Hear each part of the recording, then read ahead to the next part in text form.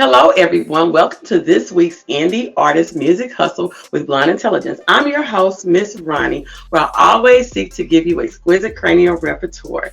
This week, we have a very special guest. We have Miss Lindsey Ferguson. Say hello to everyone.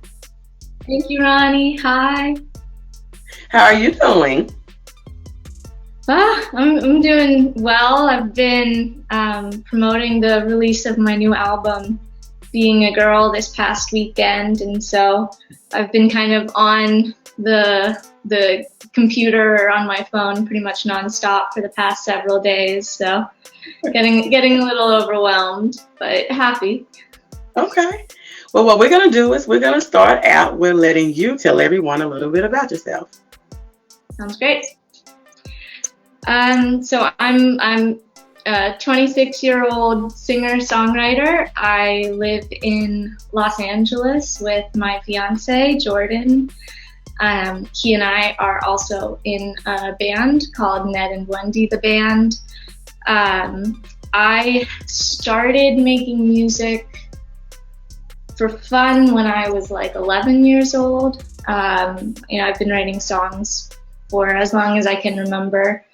And after I graduated from college, I moved to New York City, where I got my master's in music business at NYU. And while I was doing that, I was working on some of the songs that are on the album that just came out.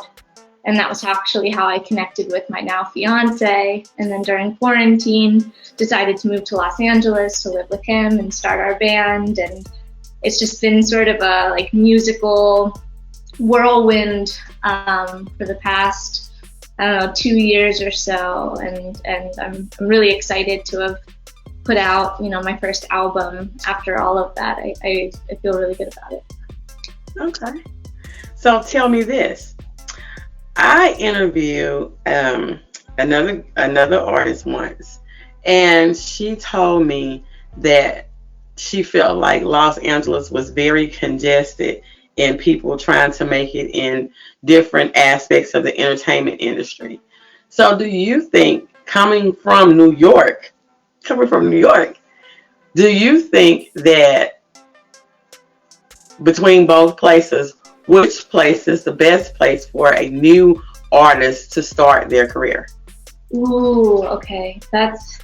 I think it really, I think in part it depends on the kind of music that you're making. And I mean, I'm honestly not entirely sure right now what kind of genres or sounds would work best in what city, but I know at different times, you've had more of like an underground, punk scene in New York, and meanwhile you've got sort of like, the hippie music, and then moving forward, then you have more of like a hip hop, sound in LA with like indie in New York. So I think there is some, sound specificities, but I guess what I've found is that I think because there is a little more space in LA. There's still a ton of people, and we're all kind of trying to do the same thing, but like physically there's more space. When you do come into contact with people, I think there's more time that people put into getting to know each other, whereas in New York, everything's very crowded. There's people all around. You're moving at a much faster pace. So sometimes I think personal connection, which can also be a creative connection, can be, missed in that city. And I think for me, that's been the biggest like positive of living in LA, has just been that people take more time to connect with each other. And that's been really helpful as an artist. Okay. So tell me this. I know you told me that you started doing music as a hobby when you were 11 and that you moved to LA to be in a band. So with this being your first project, have you ever done anything else as a solo artist outside of a band, or is being in a band a brand new thing for you? Um, yeah, I've as a solo artist, I've released several singles before this album.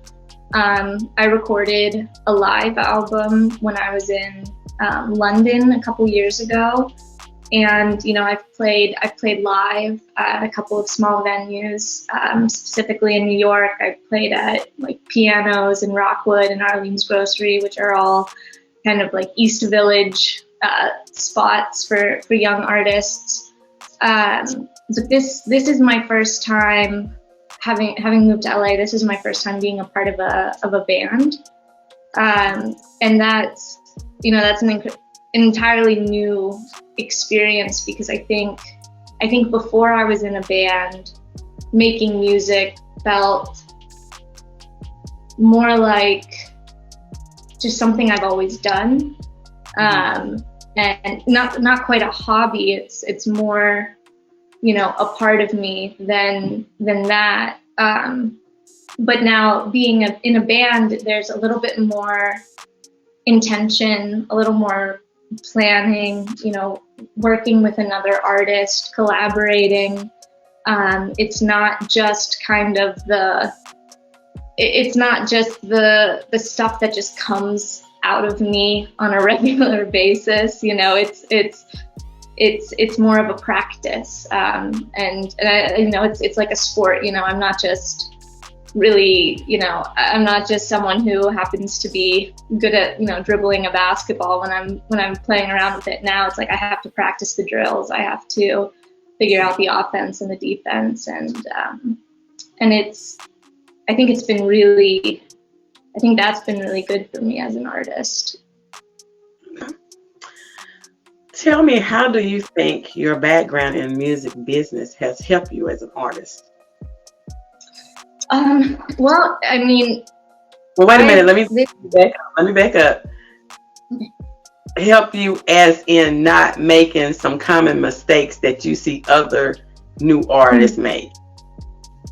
Yeah. It's been very, very helpful in that way. So again, I just released my first big album as a solo artist, and I've done all of the marketing for it, all of the promotional content, all of the outreach, and the courses that I took in my master's program really helped me with kind of like the first steps, figuring out what are all the outlets that I can send my music out into, what are areas that I hadn't thought about before, like PR. I hadn't thought about, press releases when I was releasing my singles whenever I was younger. And so, I started looking into pitching to music blogs, which led me to this really cool site called Muso Soup. I don't know if you've heard of it. I have a feeling it's probably much more common than I ever realized. But, what? There's several of them. Oh, yeah. Maybe I should try a couple more. But, looking into something like that was really helpful, knowing it's not just about posting on my own social media. And then, distribution can be a complicated thing, figuring out how to get your royalties, making sure you're also collecting publishing royalties and not just the recording royalties. It's almost impossible to make any money as a musician anymore unless you're playing a lot of live shows. So to make sure that you're, getting revenue from all possible streams is really important. Don't forget about merch sales. What'd you say? Don't forget about your merch sales. Yes. Well, I made merchandise.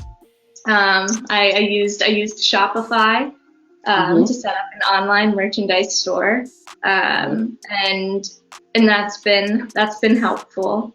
So yeah, it's been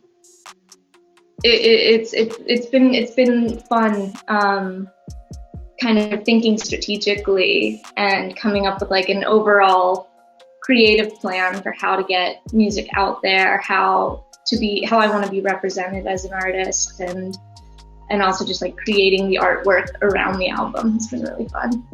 Tell me a little bit more about your album. So the album started when I was living in New York City. I was getting my master's degree. I was a degree. I was a single woman doing the online dating thing, having a hard time, and eventually COVID.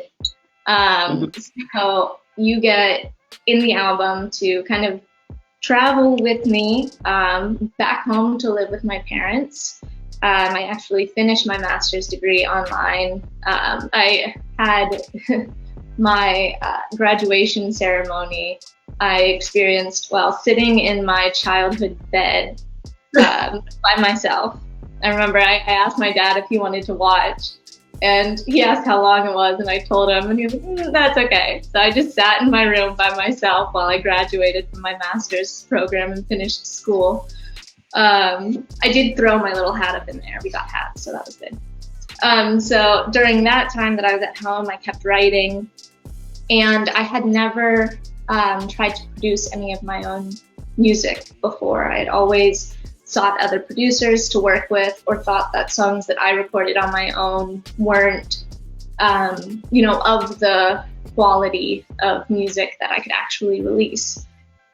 So I invested in a microphone and a DAW, and I got Logic, and I started trying to produce my own music. And at that time, I was in touch with a producer who I had worked with remotely before, and over FaceTime and Zoom, he started giving me kind of lessons in how to produce, and we ended up falling in love.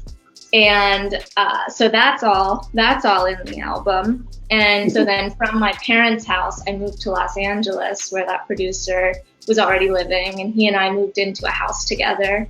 And the final several songs of the album are songs that I wrote and recorded and produced or co-produced with my fiance from our house that we're in now in Los Feliz.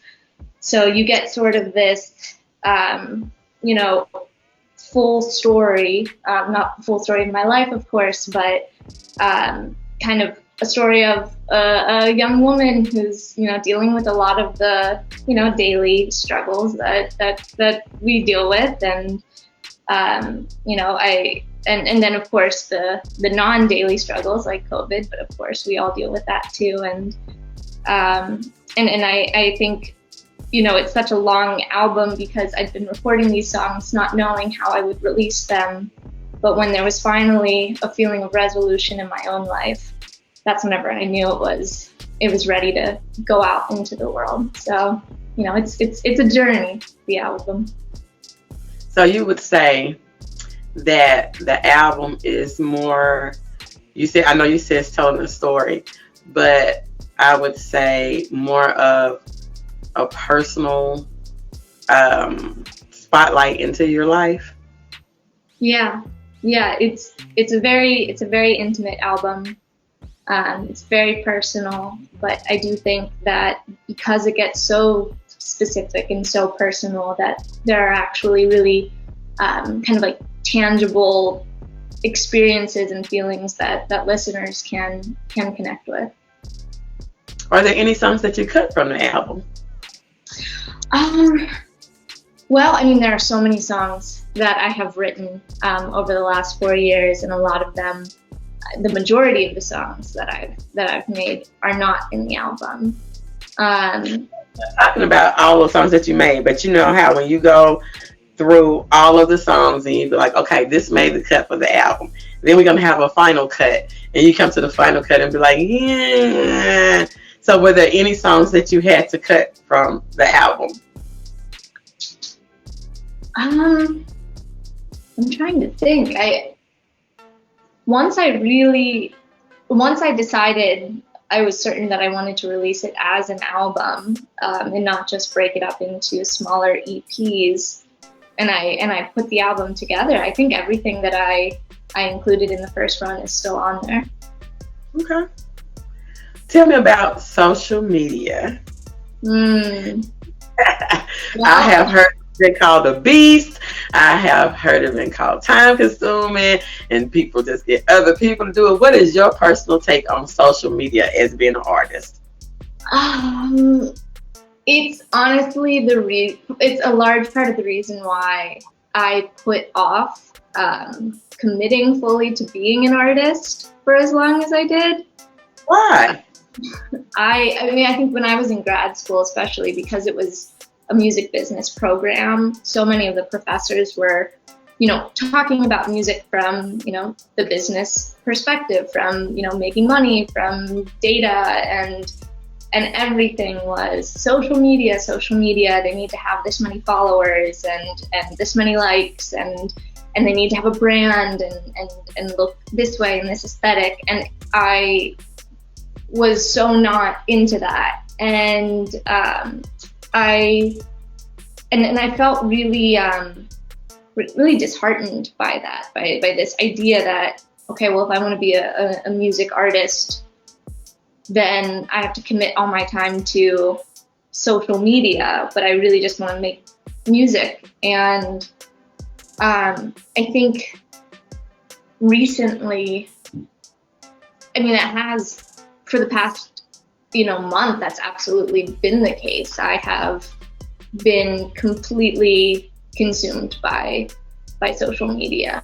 And, I'm really excited for the day when I can hire someone to do it for me. But right now, I think now that I am putting myself out there as an artist, I want to make sure that the foundation of, these sites where you're seeing who I am, how I'm presenting myself, I want to make sure that I have control over that, and that, what is being put out into the world is really coming from me. And then at some point, I can hand it off with something that's already, kind of in the shape that I'm looking for, and say, yeah, just continue with this. And yeah, I just got a TikTok like 5 days ago. I put that off for a really long time because I also I'm very like sensitive to noises and things, and I find TikTok to be incredibly overstimulating, and I hate how if I open it, it just starts playing immediately. That are your settings. I can fix that. Yes. I'm learning so much. I gotta fix that because it seems like a kind of unavoidable necessity as far as like promoting yourself as an independent artist. But I also hate being on it. Okay, well, I thank you for coming. I want you to tell everybody your social media handles, how they can find you, the name of your album, your latest single, anything else that you would want to tell us about Lindsey. Okay, so I am on Instagram at LindseyBinsey95. Spell it. LINDSEYBINSEY_ No, there's no underscore. I'm sorry. Just go straight to the 95. I'm too much social media. There's too many different things. You can find my band on Instagram at NedandWendy_the band. And that's NEDANDWENDY_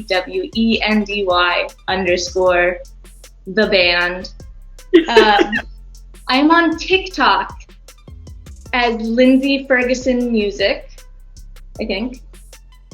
And I'm also on Facebook as Lindsey Ferguson. You can find my music on your preferred streaming platform. My newest album is called Being a Girl. And I'm also on YouTube as Lindsey Ferguson Music.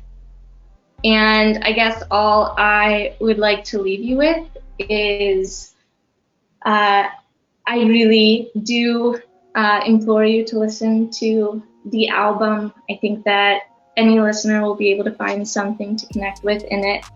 And if nothing else, it is an hour of getting some sort of understanding of what it means to be a girl.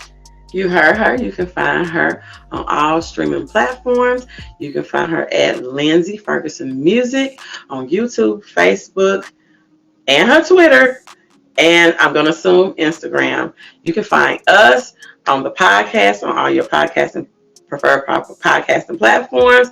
Find us on YouTube, Facebook, Instagram, and on the website at www.blonde-intelligence.com. Thank you for coming. Thank you. Bye.